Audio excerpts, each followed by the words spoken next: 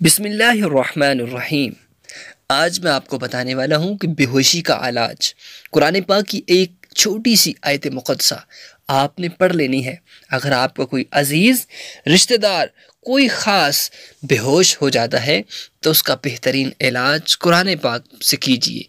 पढ़कर पानी पर दम करके मुंह पर छींटे मारिए और अगर रोज़ा ना हो तो हलक में भी चंद कतरे टपकाइए। फिर कोई रुकावट ना हो तो हिलाइए, जुलाइए, बिठाने और ज़रूरतन अपने हाथ से मरीज़ की आंखें खोलने से इंशाअल्लाह होश आ जाएगा।